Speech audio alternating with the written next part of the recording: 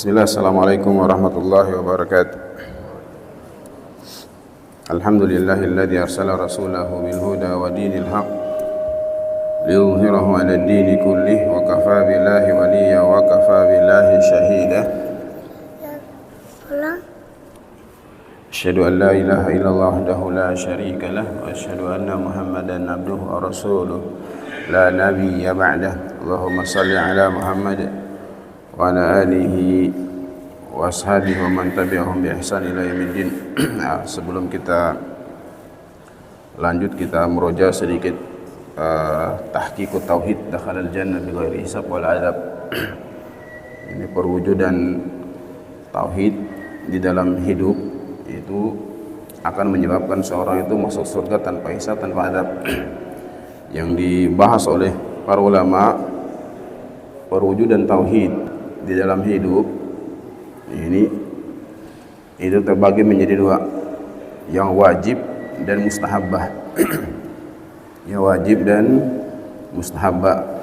Karena masya Allah ya ini kalau kadang kita ini lihat di YouTube atau di mana-mana yang di situ ada video-video tentang neraka, masya Allah ini dahsyat ya. Dahsyat sekali masya Allah, ini tidak ada orang yang mau singgah di sana. Makanya ini paling tidak kita itu masya Allah ya, ini mungkin kita tidak bisa masuk surga tanpa hisab, tanpa adab. Tapi ketika seorang itu dia mengejar sesuatu yang tinggi, kalau dia tidak dapat yang tinggi, paling dia dapat di tengahnya ya. Seorang ketika dia mengejar sesuatu yang tinggi, kalau dia tidak dapat yang tinggi, dia dapat di tengahnya. Kalaupun dia tidak dapat di tengahnya, dia dapat yang di bawahnya. Maka ketika seorang itu ingin ini dia masuk surga tanpa singgah di neraka, maka masalah ini para ulama telah menyebutkan man haqqaqa tauhid dakhalal jannah bighairi hisab wala adab. Perkataannya ini Syekh Muhammad bin Al-Wahhab, yang di sana disebutkan oleh Syekh Muhammad bin Abdul Al-Ma'yuf tentang man haqqaqa tauhid itu terbagi menjadi dua, yang wajib dan mustahabbah. Adapun yang wajib, hendaknya seorang itu ketika dia meninggal dunia, dia itu bebas dari syirik besar, syirik kecil, bid'ah, dan juga dosa besar. Ketika seorang meninggal dalam keadaan dia tidak berada dosa syirik besar, syirik kecil, bid'ah, dan dosa besar, maka ini dia telah mewujudkan tauhid dalam kehidupannya dalam hal yang wajib. Wajib seorang meninggal dalam keadaan dia itu tidak ini berada dalam empat perkara tadi: syirik besar, syirik kecil, bid'ah, dan juga ini dosa besar. Kalaupun masya Allah dia pernah melakukannya dan dia bertobat, masya Allah, ini Allah Subhanahu wa Ta'ala maha pengampun. Dia pernah jatuh ke dalam syirik besar, dia pernah jatuh ke dalam syirik kecil, dia pernah melakukan bid'ah, dia pernah melakukan dosa besar, lalu dia bertobat, maka masya Allah maha pengampun. Lawataitani bi qurabil ardi khataya thumma laqitani la tusyriku bi la taituka bi qurabi maghfirah. Engkau datang dengan membawa dosa sebesar ini dunia, lalu engkau datang tidak menyekutukanku, saya akan datangkan dengan ampun yang semisalnya. Allah maha pengampun. Ini yang wajib. Yang mustahabah, ini seorang itu selalu dia iradahnya, kehendaknya, tawakalnya, dia hanya kembali kepada Allah Subhanahu wa Ta'ala.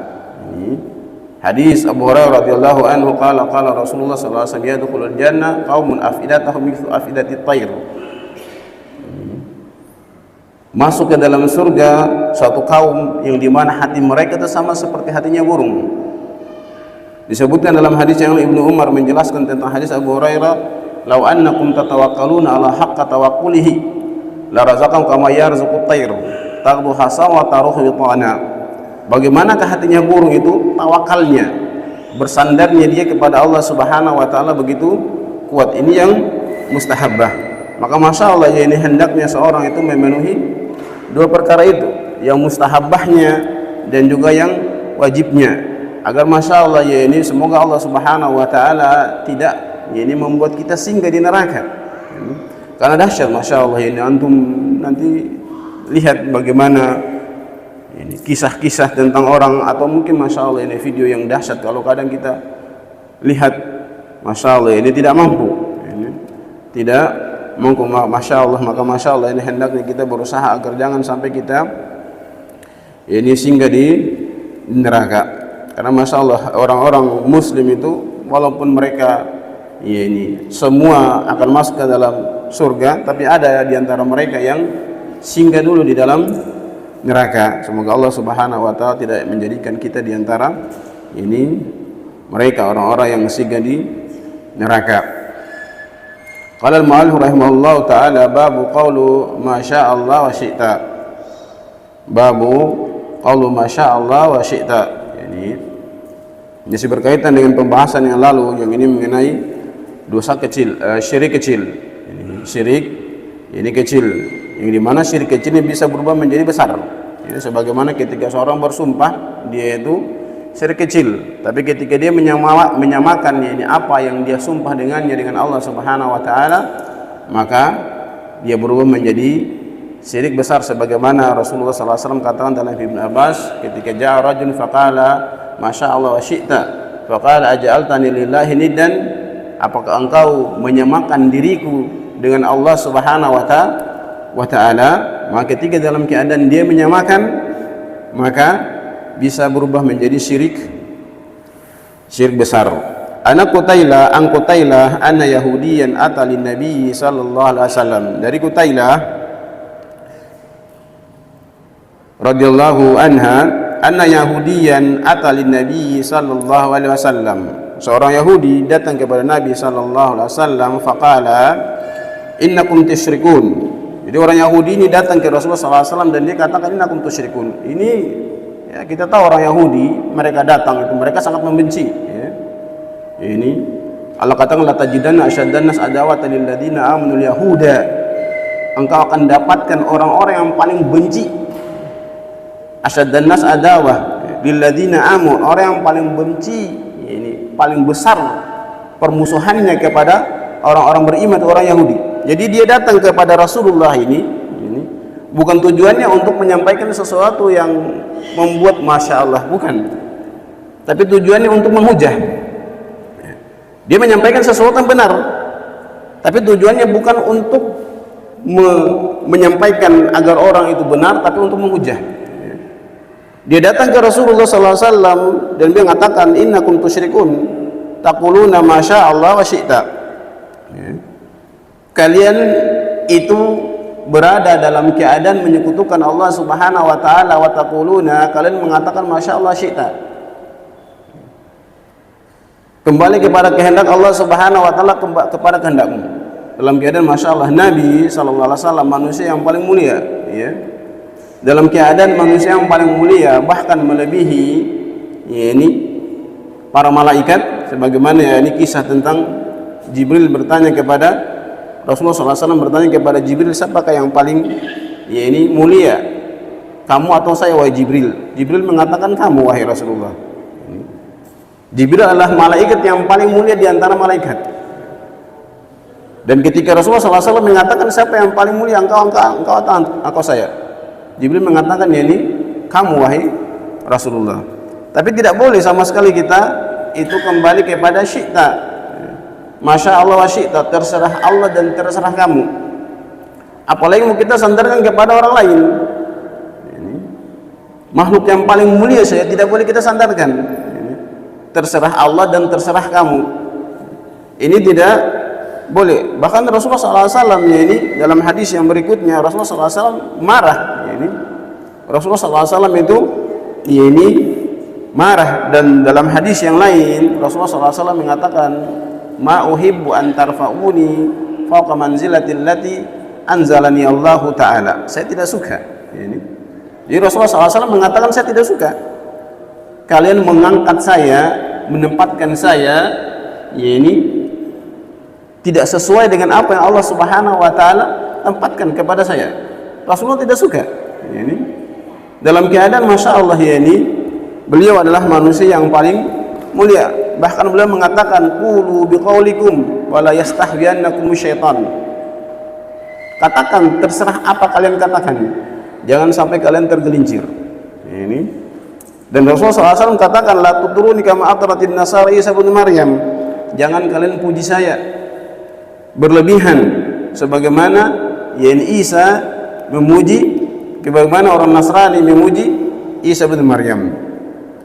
Jadi orang Yahudi datang dan mengatakan Masya Allah wa syi'ta, kalian itu mengatakan Masya Allah wa syi'ta wa taquluna wal Ka'bah, dan bersumpah dengan menggunakan Ka'bah. Ini juga tak boleh dalam keadaan antum tahu Ka'bah. Ka'bah adalah tempat seorang itu ketika sholat menghadap padanya. Mereka ketika haji dan umrah itu tawaf di kelilingnya. Tapi Masya Allah ini tidak boleh. Bahkan Umar mengatakan dalam perkataan beliau, an Abis bin Rabi'ah qala ana Umar bin Khattab qala inni a'lamu annaka hajarun la tanfa wa la tadur.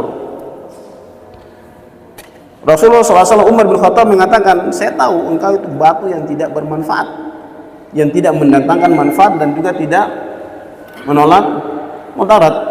Jadi banyak orang yang datang, dia haji atau umroh, dia pergi cium Ka'bah dan ada keyakinan Ka'bah itu mempunyai sesuatu yang akan mengkabulkan.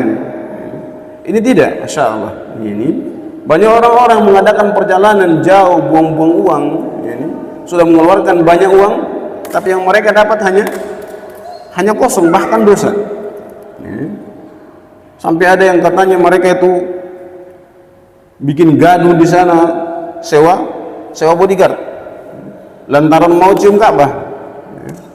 Lantaran mau cium Ka'bah, mereka sewa bodyguard. Jadi kadang ada kerusuhan, ada yang semestinya dia itu lancar, tapi kadang ada orang-orang sewa bodyguard, orang-orang Indonesia sewa bodyguard, dan bodyguardnya itu juga orang Indonesia. Sewa bodyguard untuk apa? Dihalangi orang-orang jalan agar dia itu bisa tembus ke Ka'bah. Maka di sana antum kericuhan di hadapan Ka'bah, di depan Hajar Aswad, karena ada bodyguard seperti itu. Dan banyak dari kaum muslimin yang tidak paham tentang kedudukan dari Hajar Aswad itu sendiri. Dalam keadaan Umar bin Khattab mengatakan, inni a'lamu annaka hajarun la tanfa wa la tadur. Saya tahu engkau itu batu yang tidak mendatangkan manfaat dan juga tidak menolak mudarat. Walaula anni ra'aitu Rasulullah sallallahu alaihi wasallam yuqabilu ma qabaltu.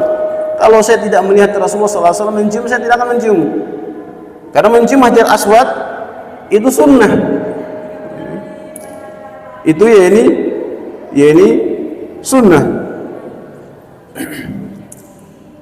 Fa'amarahum Nabi sallallahu alaihi wasallam, ini idza aradu, lihatlah Nabi sallallahu alaihi wasallam ini, dan semestinya kita juga seperti itu ya. Ketika kebenaran itu datang, ini dari siapapun, bahkan dari orang yang dikatakan Allah telah katakan orang yang paling besar kebenciannya kepada orang-orang beriman itu orang Yahudi dan orang-orang musyrik. Bisa nanti patah ini jatuhnya. Rasulullah SAW tetap menerima. Jadi kebenaran itu ketika datang dari siapa saja, itu ya ini antum terima. Bahkan dari anak-anak, bahkan mungkin tiba-tiba lewat ada orang gila yang bicara, dia punya perkataan benar ini, boleh antum ambil, tapi jangan antum duduk-duduk di hadapan orang gila lalu tunggu-tunggu nanti dia bicara untuk meminta wangsit di sana. Ya, ini tidak. Fa'amarahum Nabiyyu sallallahu alaihi wasallam, maka Nabi pun memerintahkan kepada mereka, idza aradu ayyahlifu ayyaqulu, apabila kalian ingin bersumpah maka katakan wa rabbil Ka'bah wa antaqulu ma sya'allah wa syi'ta. Maka hendaknya kalian itu mengatakan demi Tuhannya Ka'bah. Demi Tuhannya Ka'bah, antum mengatakan demi Tuhannya gunung ini, demi Tuhanmu, demi jiwa, demi zat yang telah mengutusku. Ini sebagaimana Nabi sallallahu alaihi wasallam ini mengatakan seperti itu.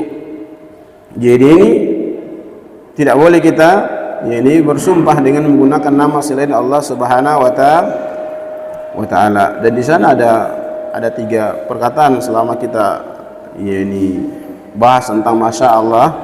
Di sana ada Masya Allah wahdah, ini yang paling sempurna. Ini Masya Allah wahda ini yang paling sempurna, ada Masya Allah ditambah dengan thumma syi'ta, ini boleh. Jadi ada orang mengatakan Masya Allah wahda ini, atau dikatakan Masya Allah itu cukup. Ini dia ada mengatakan ya ini Masya Allah thumma syi'ta, ini boleh. Ada orang mengatakan Masya Allah wa syi'ta, ini tidak boleh. Dia pakai wa, ini wa syi'ta, karena apa? Ya ini menyamakan, ya ini Allah Subhanahu wa taala dengan ya ini makhluk. Jadi faedah dari hadis ini Syekh Utsaimin rahimahullah taala mengatakan ya ini Nabi sallallahu alaihi wasallam lam yunkiru 'alal yahudi ma anna dhahiru qasduhu adzam wal laum, ini lin nabi wa ashabihi. Jadi Nabi sallallahu alaihi wasallam tidak mengingkari perkataan orang Yahudi itu, walaupun dalam keadaan maksudnya itu bukan menyampaikan sesuatu yang benar, tujuannya untuk mencela. Ini orang mencela kita dengan celaan yang Masya Allah ya ini telinga kita panas, tapi memang kita seperti itu maka kita terima ya.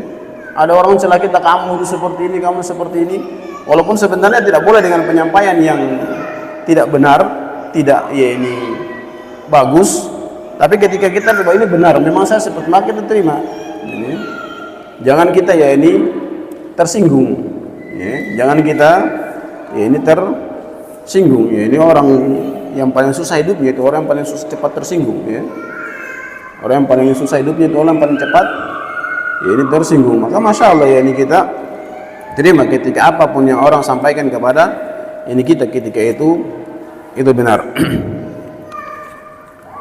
Walahu aydan an Ibn Abbas anna rajulan qala lin Nabi sallallahu alaihi wasallam, ini Masya Allah wa syi'ta, seorang berkata kepada Nabi sallallahu alaihi wasallam Masya Allah wa syi'ta. Ini hadisnya sudah disampaikan tadi.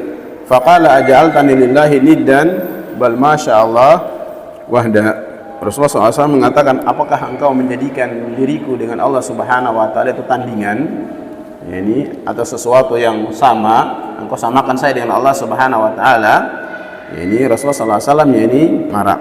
Dan di sini jelas oleh Syekh Utsaimin rahimahullah taala, ini beliau ya ini menutup semua celah-celah ya ini mengarah kepada kekufuran. Dan beliau mengatakan Syekh Utsaimin rahimahullah taala, bisa saja beliau mengatakan ya ini kul Masya Allah ini thumma syi'ta, pakai thumma. Tapi kenapa di sini Rasulullah SAW mengatakan Masya Allah wahda, tidak dilanjutkan dengan wa syi'ta dalam keadaan boleh beliau mengatakan ini wa thumma syi'ta, beliau menutup celah. Karena kan kita ini sebagaimana perkataan Ali bin Abi Thalib radhiyallahu anhu qala hadithun nas bima ya'rifun, engkau berbicara dengan orang itu sesuai dengan kadar keilmuan dia. Kadar keilmuan dia. Jangan sampai nanti kita membaca sesuatu, menyampaikan sesuatu, lalu dia terjemahkan lain. Ini dia terjemahkan ya ini lain. Sebagaimana ya ini Rasulullah SAW menutup celah dari kesyirikan ketika beliau melarang kaum muslimin di awal-awal Islam untuk ziarah kubur. Di awal-awal Islam itu ziarah kubur dilarang. Ya. Di awal-awal Islam itu ziarah kubur dilarang. Rasulullah SAW mengatakan kuntu nahaitum an ziyaratil kubur fazuruha. Dulu saya larang kalian untuk ziarah kubur. Karena apa? Ketika itu kaum muslimin masih banyak yang ini akidahnya masih belum bagus. Fa'amal an fazuru. Adapun sekarang maka ziarah kubur silahkan.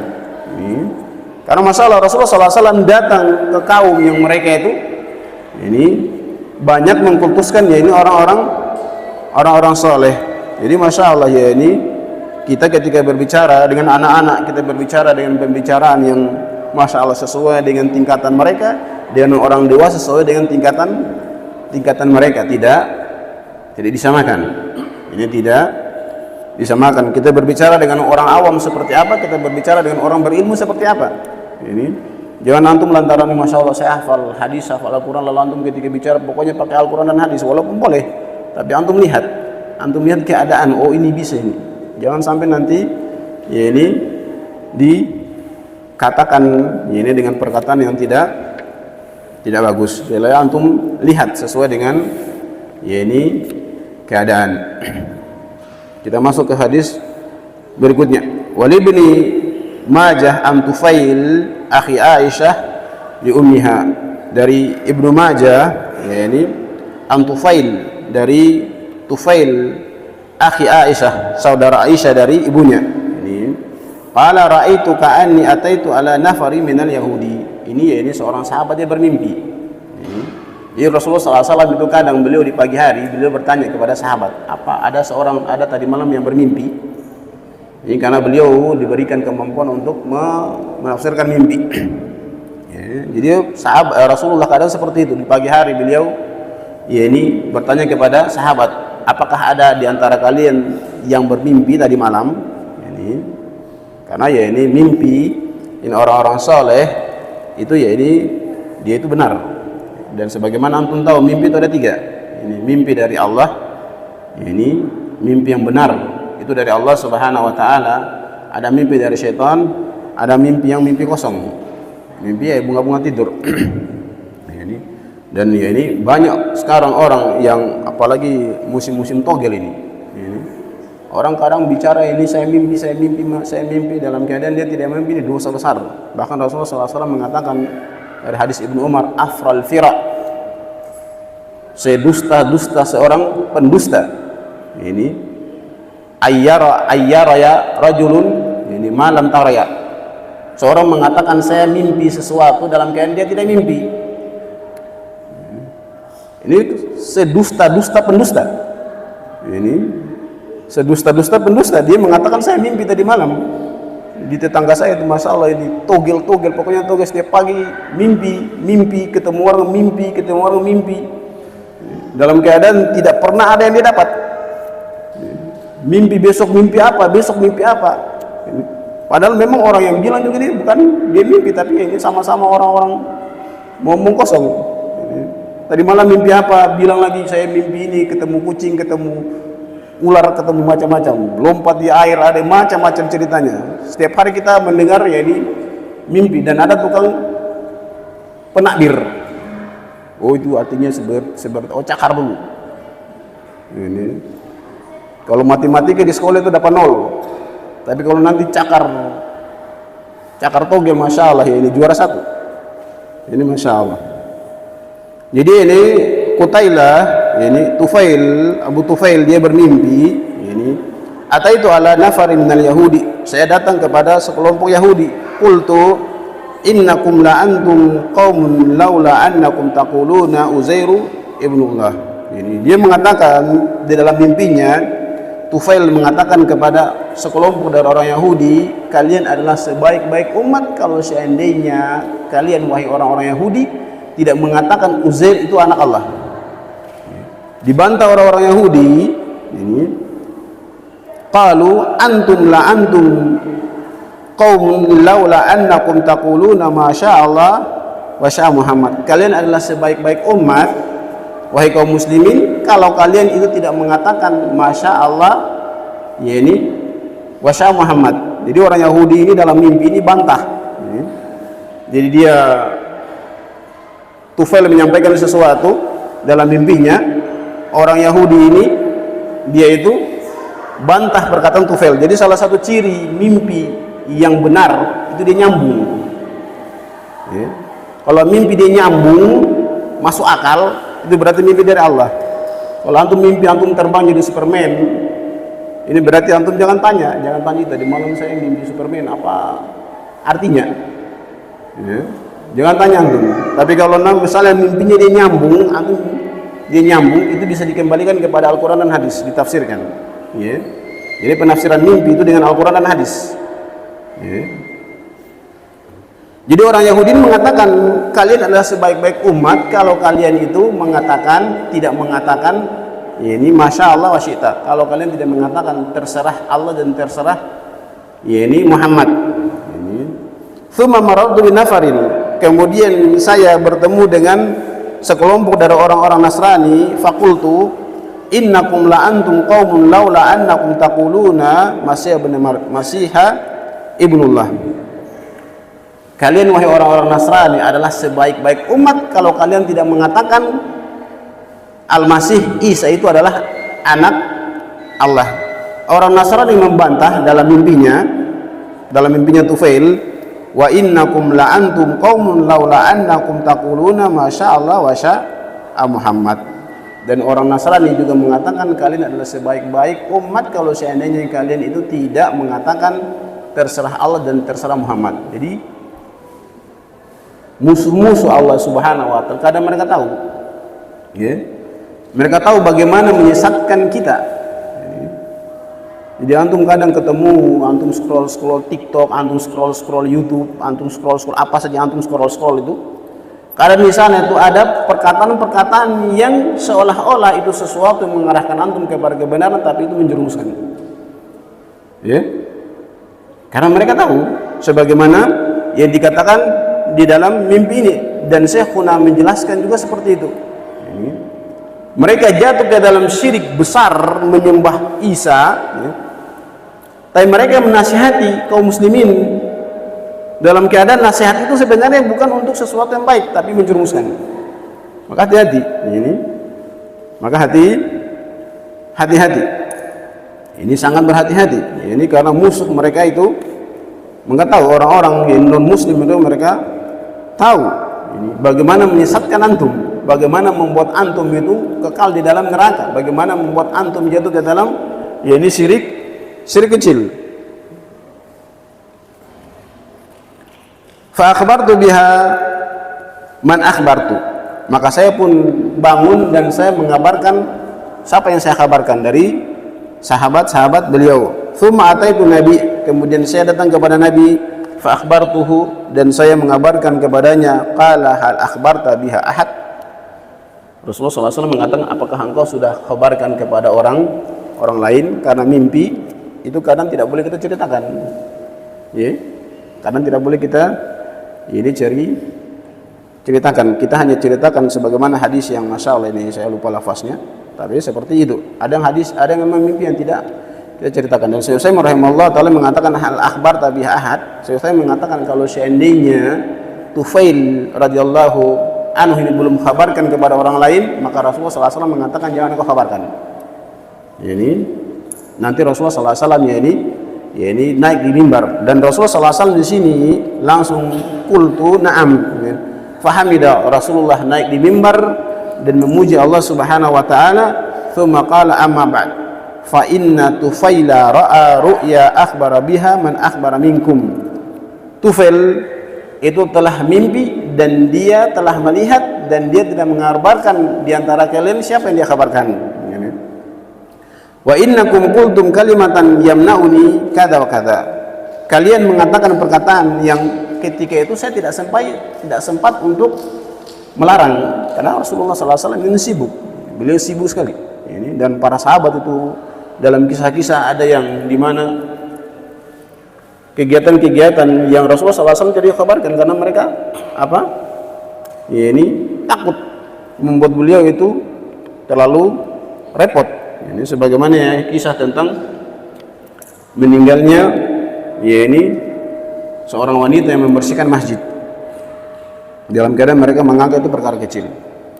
Innakum qultum kalimatan yamna'uni kada wa kada an anhaakum anha. Ini kalian mengatakan sebuah perkataan yang ketika itu saya tidak sempat untuk melarang, karena saya lagi sibuk dengan ini dan yang itu. Fala taqulu, maka jangan kalian katakan masya Allah wa syaa Muhammad. Ini jangan kalian katakan masya Allah wa syaa Muhammad.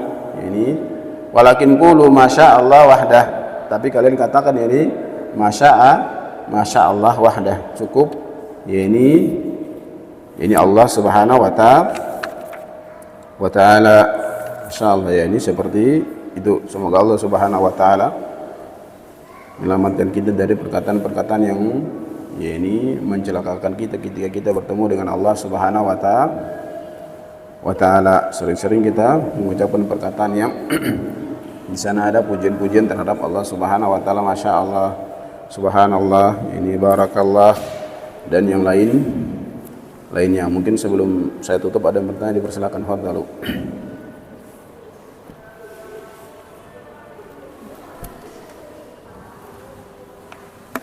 Tidak ada yang bertanya? Kita tutup dengan doa kafaratul majlis. Subhanakallahumma rabbana wa bihamdik Asyhadu an la ilaha illa anta astaghfiruka wa atubu ilaik. Assalamualaikum warahmatullahi wabarakatuh.